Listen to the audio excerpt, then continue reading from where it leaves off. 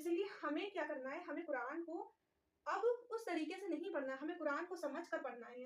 ہم جو بچپن سے پڑھتے ہوئے آ رہے ہیں، جو قرآن کو پڑھتے ہوئے آ رہے ہیں کہ بس ہم نے پڑھ لیا، صحیح سے پڑھ لیا، کام ختم، نہیں، ہمیں اس پہ غور فکر کرنا ہے۔ اللہ نے قرآن میں کہا ہے، کیا تم غور نہیں کرتے؟ کیا تم سمجھتے نہیں اس کلام کو جو میں نے تمہیں سمجھایا؟ کیا تم میری باتوں کو سمجھتے نہیں؟ کیا تم میری باتوں کو جاننا نہیں چاہتے؟ اور بے شک میں نے تمہارے لیے قرآن کو آسان کر دیا کہ تمام لوگ سوچتے ہیں کہ نہیں، ہم تو قرآن کیسے سیکھیں، ہمارے لیے ہم تو بالکل نہیں سیکھ سکتے، یہ کام تو عالم لوگوں کا ہے، یہ تو کام بڑے لوگوں کا ہے، تو ہم قرآن کیسے سکتے ہیں؟ تو اللہ نے خود قرآن میں فرمایا ہے، خود قرآن میں کہا ہے کہ میں نے تمہارے لیے قرآن کو آسان کر دیا۔ کون ہے نصیحت لینے والا؟ کون ہے جو اس قرآن کو سمجھے؟ میں نے قرآن کو اتنا خوبصورت بنایا، اتنا قرآن کو آسان بنایا ہے، تم سیکھتے نہیں، تم سمجھتے نہیں، تم قدم تو رکھو، تم کوشش تو کرو۔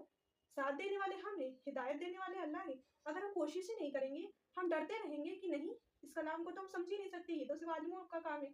تو جب تک ہم کوشش، اور عالم بھی تو ایک انسان ہی ہے نا، وہ بھی جب چھوٹی چھوٹی چیزوں سے شروع کرتے ہیں، چھوٹی چھوٹی چیزوں کو سیکھنا شروع کرتے ہیں، تبھی تو وہ دھیرے جا کر کے ایڈوانس کرتے، تبھی وہ عالم بنتے ہیں نا۔ ہم بنا نیٹ کی پریپریشن کریں ایسے ہی تو MBBS کر نہیں سکتے نا۔ MBBS کو 5 سال کی اس میں پریپریشن کے بغیر تو ہم ڈاکٹر بن نہیں سکتے۔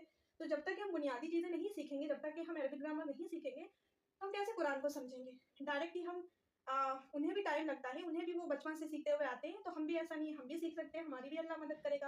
اور جب ہم کوشش کریں گے، ہم اس سمجھنے کی کوشش کریں گے، تو اللہ ہمارے لیے وہ راستے، وہ سفر اتنا خوبصورت بنا دے گا، اتنا اچھا بنا دے گا کہ ہمیں پتہ ہی نہیں چلے گا کہ کب ہماری عربی مکمل ہو گئی، کب ہمارا سفر مکمل ہو گیا، کب ہم قرآن کو سمجھ کر پڑھنے لگے۔